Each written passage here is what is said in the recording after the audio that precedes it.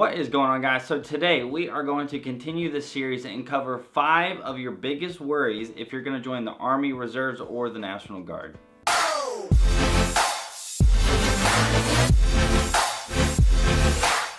Alright, so similar to me covering the 5 big worries of joining and going to basic training, and the 5 big worries of being active duty, we're going to cover 5 of people's biggest worries, things that I worried about whenever I joined the Army Reserves, because in this case, I'm in the Army Reserves, so I can cover some of the things that I was really worried about, and then some of the things that you guys asked me about that you're worried about joining either the Army Reserves or the National Guard, but they're basically...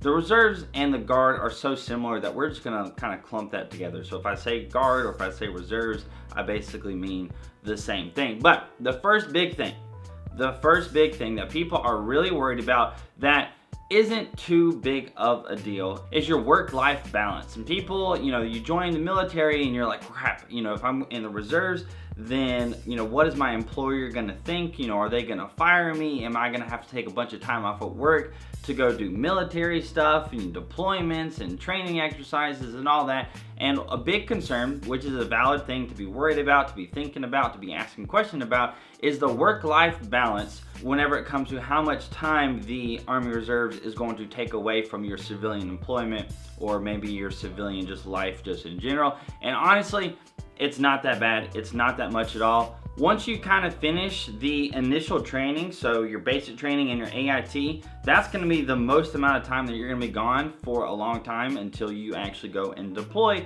which could be, it's kind of just like anything in the military. It could be right away, but more than likely it won't be, or it could be several years down the road. Now, aside from that, as you probably know, if you're in the Reserves, then you're going to be drilling 1 weekend a month. So 25% of the time, if you have something going on the weekend, or your family or your job or something like that, maybe you don't have a job that works 9 to 5, just think 25% of the time you're going to have to miss whatever is going on during the weekend. And now the one thing that I do want to mention that does have an effect on your civilian employment is the variances whenever it comes to your drill weekend. It's usually a 2-day drill weekend, but sometimes you can have a 3-day or even much more rarely a 4-day drill weekend. So that would be Thursday, Friday, Saturday, and Sunday that you're gonna have drill. Generally, whenever you do that, the next month or at some point or another, you're not gonna have drill for a month, which will make up for those 2 extra days. But a lot of times, I'd say probably 2 times or so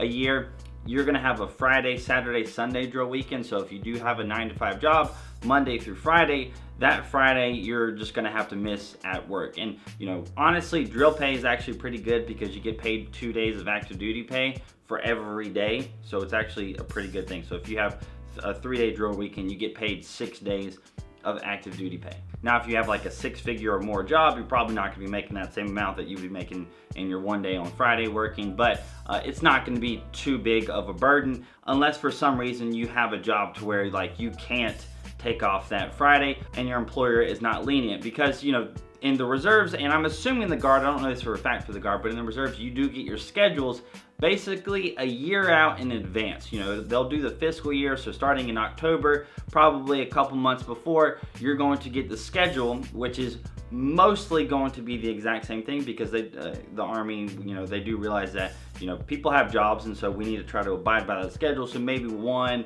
or 2 months out of the year are going to change the dates of your drill, but for the most part, you're going to get your schedule a year out in advance. So you can plan vacations, you can plan work events, you can plan birthday parties, you can plan basically anything a year out in advance. So it's not going to have that much of an effect, in my opinion, unless your employer is just really stubborn and you can't say, hey, 6 months from now I'm going to have to miss Friday. If you can't do that, then that sucks. And hopefully, in my opinion, I would just get a different job because I would hate that. All right, so I know I talked a lot about that, but that's actually could be a whole video in and of itself, is that kind of work-life balance and how much you're gonna be doing and how much it's gonna affect you and all that stuff. But basically, moving on to worry number 2, and that is people are worried about how much you're gonna do of your job. This is something that I thought about. This is something my brother, who's also in the Army Reserves, was worried about. And this one is, how can I put it? You should probably be worried about your job depending on the unit that you're going to, because the Reserves is obviously going to be a little bit different. And this is one of the things that is a complaint from people who join the Army Reserves, and they just, you go to drill and you kind of sit around and do nothing. And that can definitely be the case for some units. So this is going to be something that is a case-by-case, unit-by-unit kind of ordeal, because you could be, somebody like myself. My first unit, I was in a transportation unit. I was a signal soldier, and we didn't really have like a section. We didn't have an S6 section. For me, I was kind of just like a part of, I think I was a part of the S3. Don't worry about too much about the S shop and S6, all that stuff. That's just different shops that the Army has. But basically, my first unit that I was in as an enlisted signal soldier in the Army Reserves, there wasn't really anything for signal people to do. So in large part, I really didn't get to use my MOS at that specific unit. Never did anything major, did a little bit of signal stuff every now and again, but for the most part, that one, it was kind of like a wasted time for me. Really, my new unit is a whole lot better for people that are signal, and that's gonna be how it is for you if you join the Army Reserves, and it's gonna be a little bit difficult for you to be able to judge that.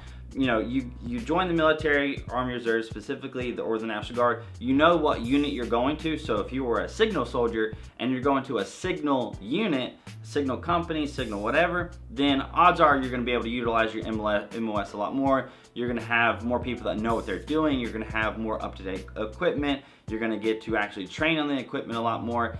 And that's going to be a picture-perfect scenario where you're going to actually get to do more stuff with your MOS. But if you're going to a unit that doesn't really have anybody else that is your same MOS, or it's just like a really weird just position for you to hold, then a lot of times that unit has a different kind of mission that doesn't really need you all that much. They just kind of need you on a back burner just to kind of fill the slot, because just in case they need that person, then you're there. But really, that's just not a good situation to be in. The good thing though that I want to mention is you definitely can switch reserve units. You are not locked into a specific reserve unit. You cannot do this if you're active duty. You can definitely do this if you're in the reserves. If you want to switch around, really theoretically, as much as you want, you can definitely do that.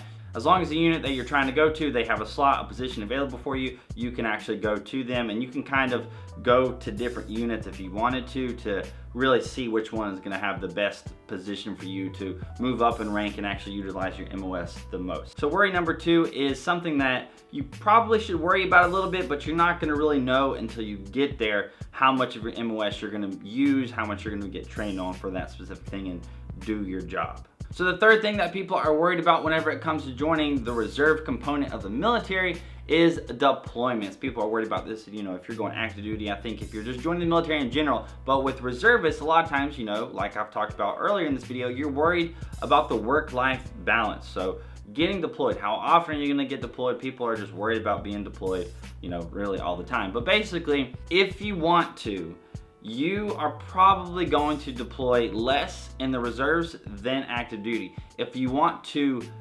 volunteer for deployments, if there's a neighboring unit, or if a lot of times people in the reserves units, they will have 70% of the soldiers that are ready that can deploy with them. And so what they do is they kind of send out an email, a message to different units, and they say, hey, we need this many soldiers with this many MOSs and this rank and all that stuff, and it comes to your unit. And so if you're constantly asking for opportunities to deploy, then that's probably going to come up, and you're going to say, hey, yeah, I want to deploy, I want to go, I can do this. They just transfer you to that unit, and then bada bing, bada boom, you basically just volunteered to deploy. But if you don't want to do that, then I would say every 3 to 5 years is what is going to be kind of about the average for your deploying. And unless you're looking for opportunities to deploy, you're probably not going to deploy more often than that in the reserves. And just a little side note here for your kind of work-life balance, if your unit or you are selected to deploy, you have to have basically 9 months of notice beforehand. So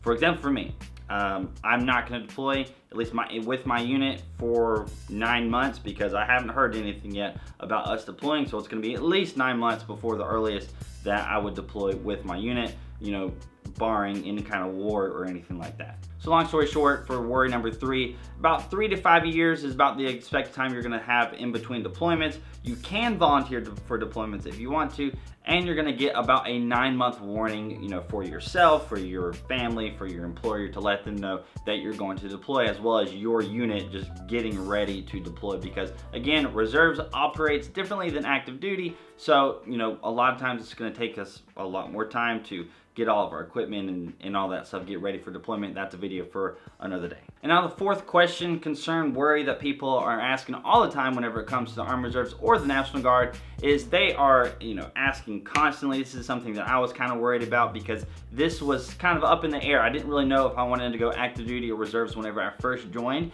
And so, I went in the reserves and I just kind of wanted to make sure that, hey, if I do decide to go active duty, is that still a possibility for me? And yes, that is definitely a possibility for you. If you join the reserves or the National Guard and you decide, hey, I want more of this. I want more of this Army stuff. Or maybe you just don't really like the reserves or the Guard in general, but you still want to stay in. So if you want to switch to active duty, you definitely can do that. Just keep in mind that it is not going to be a fast process. It would take, I would just say, give it at least 6 months or so, because basically you have to go through like a long process, and then they have to find a unit for you to actually go and be a part of their unit, find slots and things like that. This stuff doesn't happen overnight, so expect, I would say, 6 months to a year for you to actually transition from reserves or Guard to active duty. And also that is contingent upon your unit releasing you for active duty. They have to approve that. You can't just say you want to go active duty and then go active duty. You have to say you want to go active duty, fill out the paperwork, go through the steps, and actually get it approved.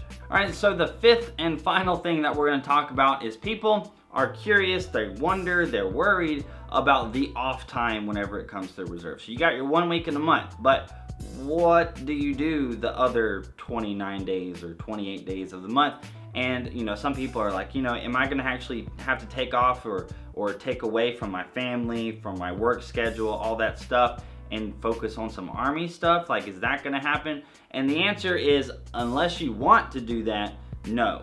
So a lot of times with your drills and stuff, you got all these different things to do, and 99% of people do not get absolutely anything done during the off time. So you got, like I said, you got that period of the month where you're not at drill, you're not, in uniform, you're not getting paid by the Army.